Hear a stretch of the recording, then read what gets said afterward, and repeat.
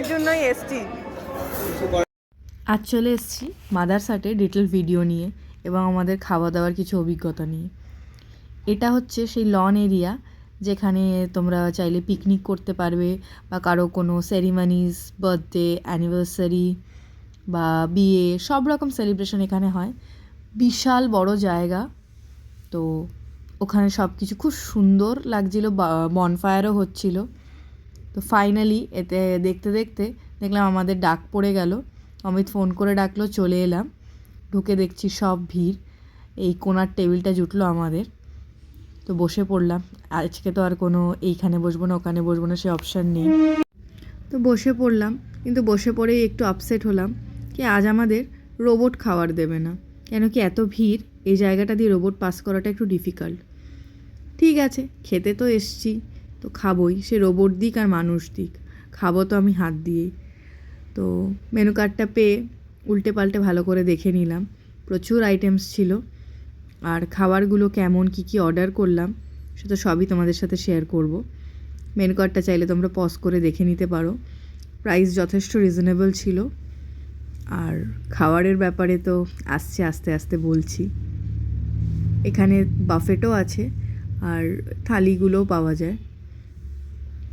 তো সব কিছু দেখে আমরা অর্ডার করেছিলাম এই চিকেন থাই কাবাবটা, যেটা খেতে এত ভালো ছিল। আর এই চিকেন কিছু একটা রোল ছিল, ভার্জিন মোহিতো। তারপর আসছে মেন কোর্স। প্রত্যেকটা খাওয়া খুব সুন্দর। রোবটটা ওই পাশে আছে, কিন্তু লাভ হয়েছে, দারুণ খেতে। এটা কিছু চিকেন থাই রোল বা সামথিং এরকম কিছু ছিল। ভেতরটা পুরো চিজ ছিল, একটা চিকেন র্যাপ টাইপের যেটা কোট করা ছিল ব্রেড ক্রামসে, তার সাথে একটা অ্যামেজিং ডিপ ছিল, অসাধারণ খেতে। স্টার্টারগুলো সত্যি দারুণ। সাথে নিয়েছিলাম বাসন্তী পোলাও মেন কোর্সে, আর ছিল চিকেন বিরিয়ানি, আর চিকেন কষা ছিল, চিকেন লাহোরি ছিল। ওভারঅল দারুণ ছিল খাবার।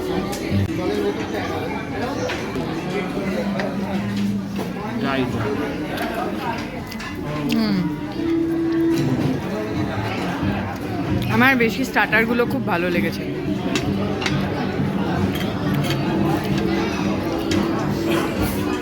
চিকেন কষাটা ওই বাড়ির ওই হালকা ঝোলের মতো লাগলো। ভিডিওর শুরুতেই বলেছিলাম যে রোবট আজ এই সাইডে খাবারটা সার্ভ করতে আসতে পারবে না, কেন কি প্যাসেজটা খুব কম হয়ে যাচ্ছে ভিড়ের জন্য। বাট সার্ভ করতে পারছে না, আমাদের কী হয়েছে, অন্যদের তো সার্ভ করছে। তো সেটাই আমি একটুখানি ক্যামেরাবন্দি করে নিলাম। ইচ্ছে রয়েছে আবার একবার যাওয়ার। হ্যাঁ,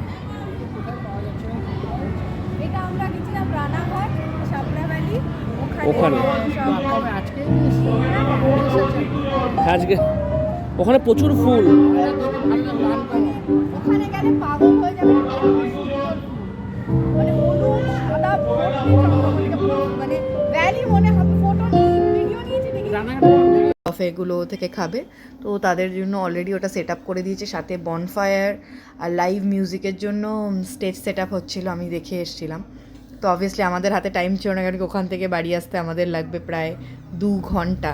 তো 7টায় বেরোলে 9টা, সেই জন্য বেরিয়ে পড়তে হয়েছিল।